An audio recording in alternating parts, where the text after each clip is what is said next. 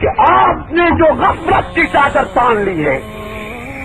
آپ جو سستی اور کاہلی کی ایک لمبی چادر تان کے سو گئے ہیں، آپ نے جو صرف ہیرو راجا کی کہانیاں سن کر اپنے لیے جنت منتقل کرا لی ہے، آپ نے جو کسی اور کہانیوں پر گزارا کر کے اپنے آپ کو مطمئن کر لیے ہے، آپ نے بیداری لانے کے لیے، سنیت کو جگانے کے لیے، سنی قوم کو منظم کرنے کے لیے، سنیت کو ایک علم کے نیچے لانے کے لیے اور اس کفر خلافت کی ہمیشہ کے لیے راہ روکنے کی غرض سے میں یہ کفریہ کلمات نقل کر رہا ہوں کہ شاید اس صورت میں تم بیدار ہو جاؤ اور تم ہمارے موقف کو سمجھنے میں کامیاب ہو سکو۔ توجہ کیجیے، ظلم کی انتہا ہو گئی، قیامت ٹوٹ گئی، اندھیرا چھا گیا، رب کا غضب جب تک دیتا ہوا نظر آتا ہے کہ آج اصحاب رسول کی ماؤں کو گندی اور ننگی گالی، جو گالی کسی عام بازاری آدمی کو بھی کوئی نہیں دیتا اور نہیں دے سکتا ہے، وہ گالی 14 صدی بعد اصحاب رسول کو، جنہوں نے بچے دیے، وطن دیا، جان دی، نیکوں کی انگلیوں کے سامنے کھڑے رہے، جنہوں نے پیٹ پہ پتھر باندھ کے دین کی اطاعت کر چھوڑی، جنہوں نے بھوک برداشت کر کے پیغمبر کا ساتھ دے چھوڑا، جنہوں نے کفر کے اڈے اکھیڑ پھینکے، جنہوں نے لات عزا کی چاہیے ہمیشہ کے لیے مٹا دی، جنہوں نے پیغمبر اسلام کے لائے ہوئے ضابطہ حیات کو دور دور تک پہنچایا، جو کیسر، کسرا، انطاکیہ، قبرص جیسے جزیرے علاقے ممالک فتح کر کے اسلام کا علم گاڑ کے قرآن پہنچا دے، سنت پہنچا دے، نبی کی ایک ایک سنت آپ تک منتقل کر کے اور سب کچھ سچ کے اپنا سب کچھ قربان کر کے تم تک دین پہنچا دے۔ آج ان صحابہ کو ماں کی گالی اور وہ بھی ننگی، وہ بھی انتہائی خلیص، وہ بھی انتہائی گندی دی جا رہی ہے، جسے میں میچ پہ نقل نہیں کر سکتا ہوں۔ سنیو سنیو، ہائے مٹ گئی سنیت، ہائے مر گئے مولوی، ہائے مر گئی قوم، ہائے مر گئے مسلمان۔ اس حد تک ظلم بھی ہونا تھا ہماری زندگیوں میں، بغاوت بنو امیہ کے نام سے لاہور سے کتاب غلام حسین نقوی کافر ملعون راستی کی چھپی ہے، اس کے صفحہ 331 پر فاتح مصر عمر ابن عاص صحابی رسول رضی اللہ عنہ کو ماں کی گالی دیتے ہوئے یہ دجال بن دجال لکھتے کہ عمر بن عاص کی ماں نابغہ اتنی بدماش عورت تھی کہ ڈاکوں کے لیے اس کی ٹانگیں ہر وقت اٹھی رہتی۔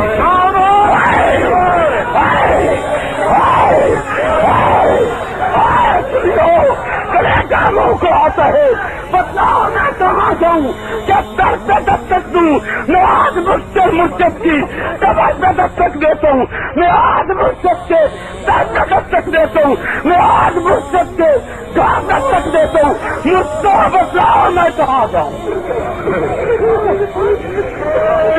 یہ سب تک گالی ہے، یہاں تک کیا بنا وارث ہو گئے، 1400 سال بعد مادی گال اور وہ بھی اتنی گندی اور اتنی غلیظ، میں کہاں جاؤں؟ مجھے راہ بتلاؤ، مجھے در بتلاؤ، مجھے لائن بتلاؤ، میں مرنے کو پھر رہا ہوں، مرنے کو جان اکیلی طرح سے میرا رب جانتا ہے، کوئی چوکا بازی اور تسلو نہیں ہے، سچے ہو تو یوسف مجاہد، میں نے اولاد کے نام وصیت لکھ دی ہے کہ میرا وجود بھول جاؤ،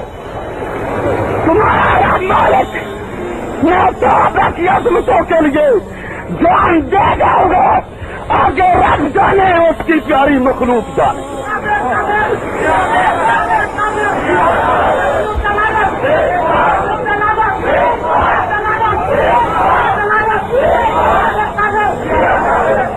سپاہی صحابہ کے ہر سال کو ان کی یہ ڈپٹی ہے،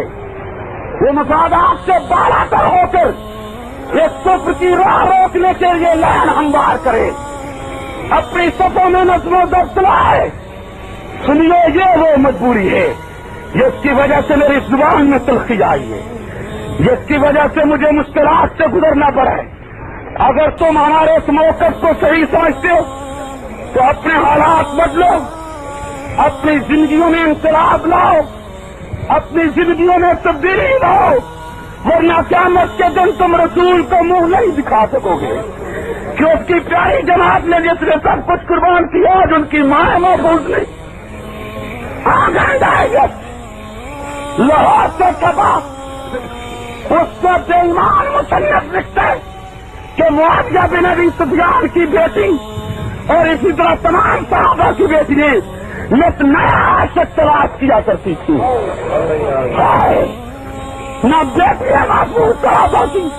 نہ ان کی خدات محفوظ، نہ نانیاں محفوظ، نہ باٹی محفوظ، نہ ماں محفوظ، نہ امہات المومنین محفوظ، نہ خود رسالت معاد محفوظ۔ یہ تمام کفر شیعہ کا کفر ہے۔ اگر اب بھی تم شیعوں کو کافر نہیں سمجھتے اور نہیں کہتے ہو پھر میں تمہیں مومن ماننے کے لیے تیار نہیں ہوں۔ بازو کھڑا کر کے آج جیسے اجتماع میں کوئی ایک آدمی کہے جو کہ میں شیعوں کو کافر نہیں سمجھتا۔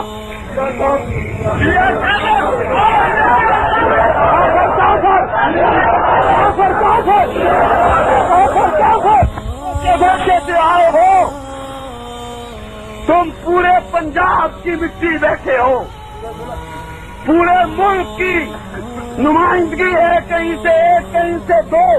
کہیں سے 4 آدمی آئے ہیں۔ گوار رہنا میں نے پیغام پہنچا دیا ہے، گوار رہنا میں نے حجت پوری کر دی ہے، گوار رہنا میں نے تمہیں کافروں سے کفر سے مسترے کیا ہے، گوار رہنا میں نے تمہیں بتایا کہ صحابہ پاکستان میں مظلوم ہو گئے، گوار رہنا کہ ہمارا یہ درد دل تھا جو تمہارے سامنے رکھا ہے۔ اللہ کے گھر میں، اللہ کے گھر میں کھڑے ہو کر لا الہ الا اللہ محمد الرسول اللہ کلمہ پڑھ کے بتا رہا ہوں، ٹھہریے، کلمہ پڑھ کے عرض کر رہا ہوں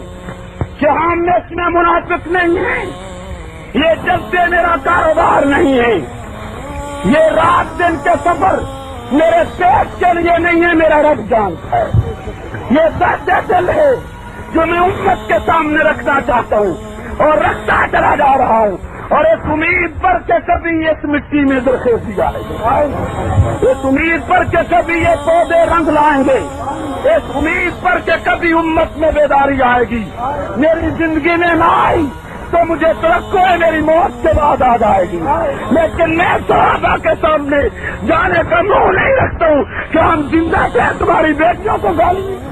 ہم زندہ سے تمہاری ماں کو گالیے، ہم زندہ سے تمہاری نانیوں کو گالیے، ہم کیا منہ دکھائیں گے قیامت کے دن؟ سنیو، وقت ہے کہ بیدار ہو کے میدان میں آؤ تاکہ ان کافروں کے قلم، زبان، قدم ہمیشہ کے لیے روک لیے جائیں۔ اگر تم ایسا کام نہیں کرتے ہو تو مجرم ہو۔